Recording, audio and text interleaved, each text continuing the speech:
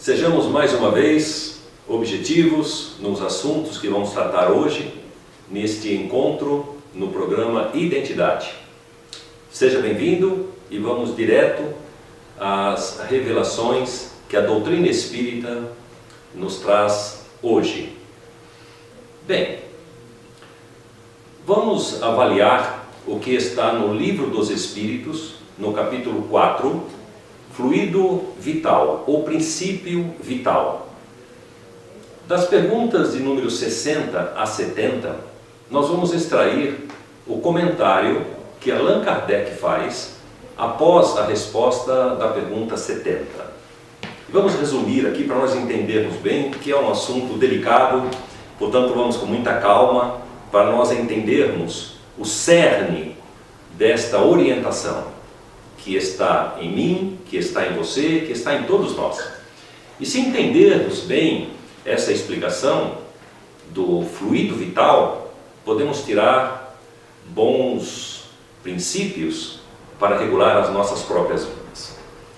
Vou tentar lembrar aqui, trazer como tema central para a nossa discussão a afirmação de Kardec na explicação sobre fluido vital. Abre aspas. Ele diz lá que a quantidade de fluido vital não é a mesma entre os seres orgânicos. Varia de acordo com a espécie. Claro, o fluido vital do reino vegetal é um, do reino hominal é outro, do reino animal é outro.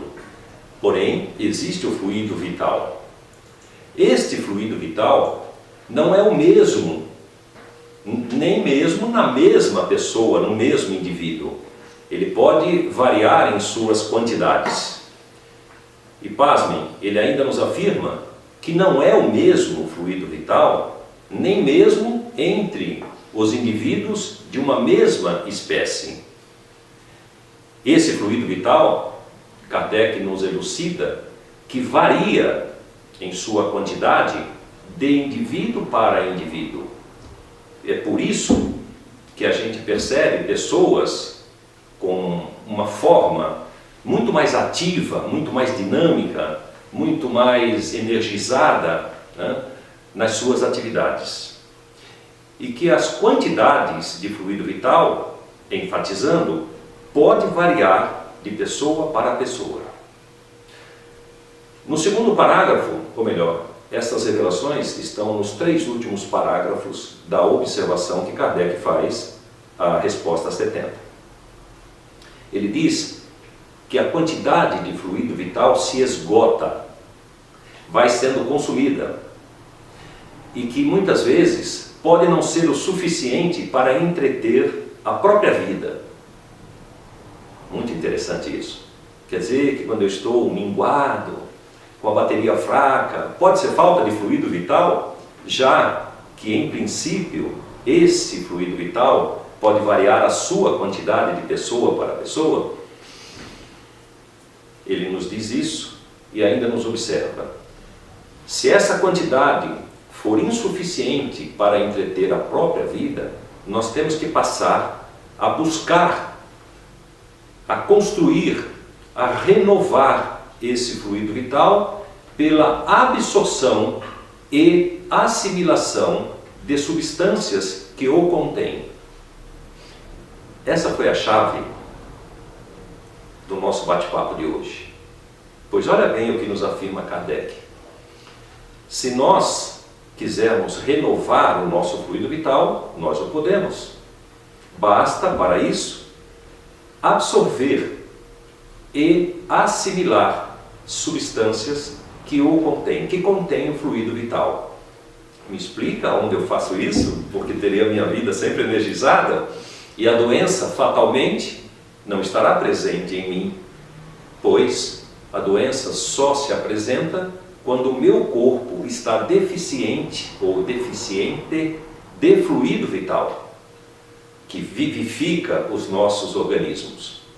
Mas ele nos diz ainda que esse mesmo fluido vital pode ser transferido de indivíduo para indivíduo. Aquele indivíduo que tem o fluido vital em abundância pode transferir para aquele que tem menos. E esse que tem menos, muitas das vezes, ao receber a transferência desse fluido vital, pode manter a sua vida que estava prestes a se extinguir. Fecha aspas. Esses 3 parágrafos são suficientes para a gente tirar uma boa informação da doutrina espírita na compreensão das entrelinhas e ativar as nossas possibilidades. E a primeira observação que eu quero fazer é do primeiro parágrafo. Se esses fluidos vitais podem ser diferentes em um e em outro, eu posso ter vindo a esta vida com uma maior quantidade de fluido vital que em relação ao meu companheiro, ao outro e assim por diante, já que não há 2 indivíduos em uma mesma espécie com a mesma quantidade de fluido vital, nos força a revelar: seria Deus injusto a permitir que eu encarnasse nessa nova tarefa da minha vida com uma quantidade mínima de um fluido vital que evidenciaria a vivificação das minhas energias para executar a minha tarefa? Ponto. Vamos resumir isso? Que claro que não, porque Deus é todo poder, é todo bondade, é todo justiça. Se lhe faltasse um único atributo, ele não seria Deus. E aonde está essa justiça? Este fluido vital, nós podemos ir buscar lá em Reencarnação de Segismundo, capítulo 13, de Missionários da Luz, que nos dá uma visão muito boa de como cada um de nós reencarnamos nas nossas diversas tarefas, para observar que, ao encarnarmos, somos indivíduos que traz de forma predominante nesta reencarnação todo o nosso merecimento das nossas vidas do passado, juntando todas as encarnações que já tiveram as oportunidades de exercer. Nós teremos que reparar nesta nova encarnação aquilo que não foi muito legal nas nossas energias históricas. Então a encarnação é uma oportunidade de reparar os nossos erros e galgar a ascensão nas nossas realizações, buscando sempre a elevação intelectual e a elevação moral. Pois bem, nós encarnamos com uma quantidade de fluido vital merecida pelo que somos de fato nas nossas execuções de vidas passadas. Tudo é por merecimento. Então cada um encarna com a quantidade adequada para executar na sua nova tarefa reencarnatória as progressões, as reparações das suas vidas. Podendo ser até mesmo a deficiência do fluido vital uma oportunidade pela doença de reciclar, uma oportunidade de reciclar os nossos objetivos, as nossas oportunidades. Então, esse fluido vital é conquistado por mim, por você, e reencarnamos com as quantidades merecidas. Mas Deus, na sua bondade e na sua misericórdia, nos permite assimilar, nos permite absorver fluido vital na nossa nova vida. E aí vamos para o segundo parágrafo.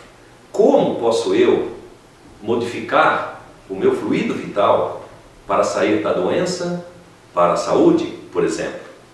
É nessa situação que vamos discutir neste momento. Vamos discutir como cada um de nós, então, trabalha esse fluido vital na sua reconstrução. Observamos que nas casas espíritas existem uma assistência chamada de passes espíritas. E nesses passes, médiuns que conhecem a doutrina, que se aplicam, que aprendem a impor as suas mãos para transferir as suas energias fluídicas ao assistido que está ali para absorver esses fluidos, pode receber esse fluido vital que estamos nos referindo, se houver merecimento entre as pessoas envolvidas. aquele que emite e aquele que recebe.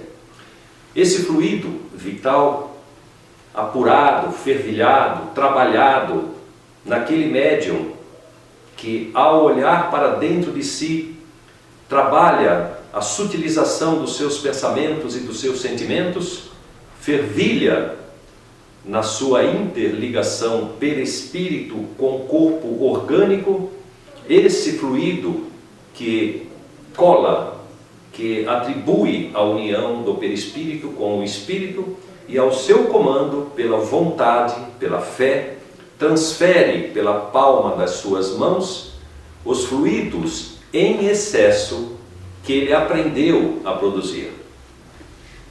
Vou abrir um parênteses aqui, para nós compreendermos bem isso, que não é tudo espírito, tudo doutrina.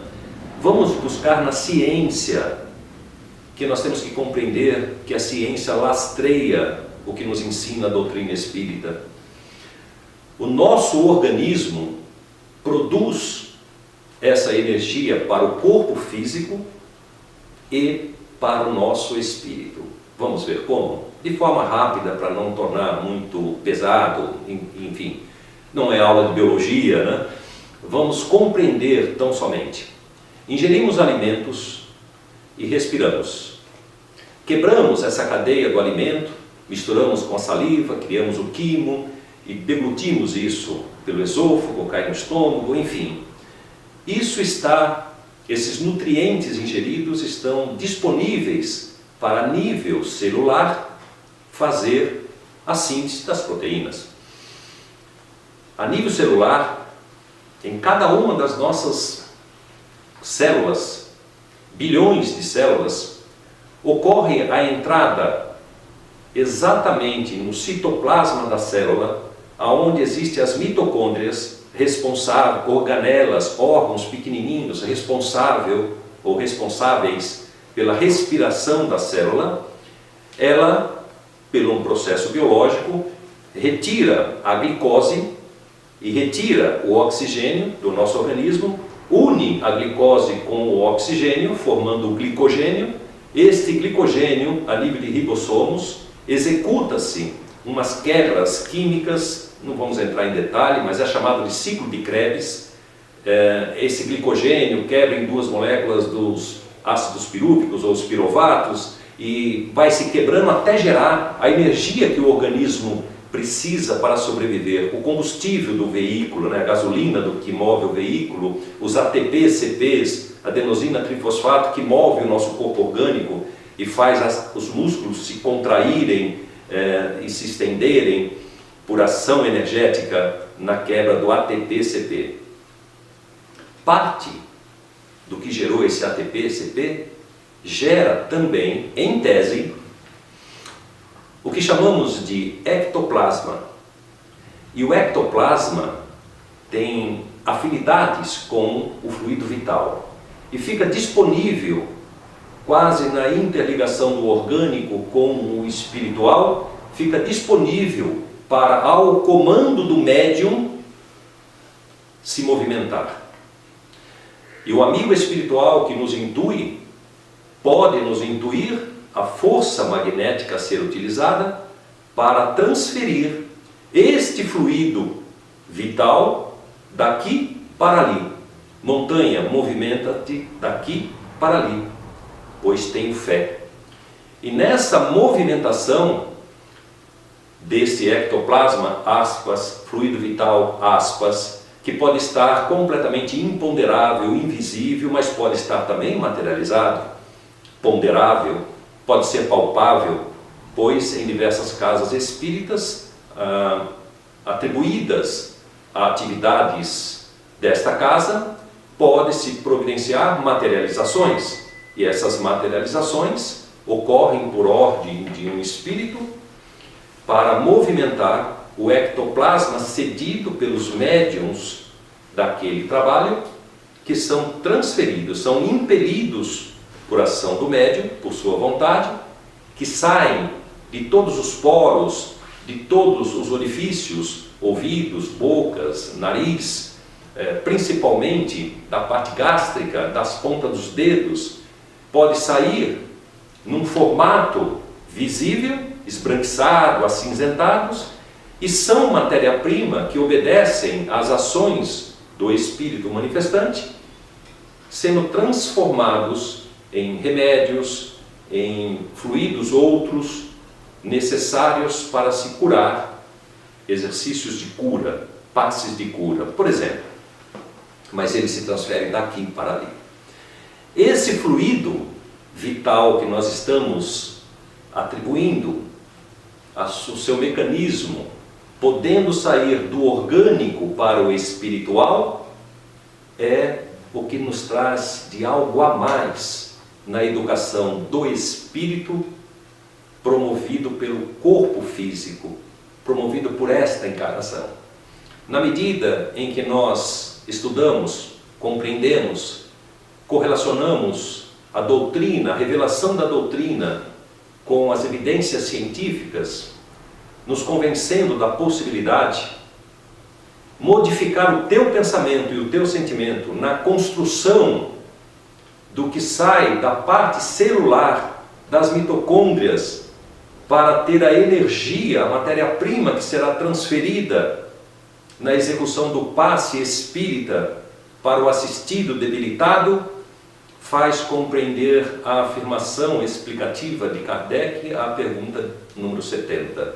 Quando ele diz que o fluido vital pode ser transferido de indivíduo para indivíduo, se produzido naquele indivíduo, se ele absorve, se ele assimila de substâncias que a contém, pode ser os meus nutrientes, que serão por um ciclo orgânico produzido para ser assimilado e transferido, nos fazendo compreender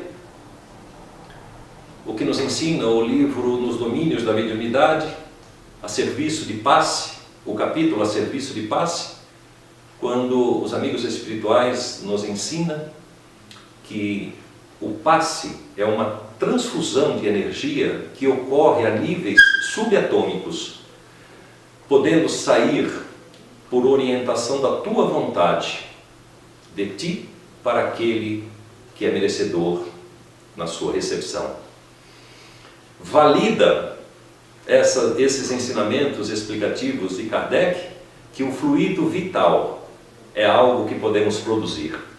Produza o teu fluido vital, execute a autocura com bons pensamentos e bons sentimentos. Desperte a tua fé na compreensão da doutrina espírita, purifica-te. Diga a você mesmo do que te serve essa doutrina para arejar o que pensamos, o que sentimos, para servir aqueles que estão conosco pelo caminho.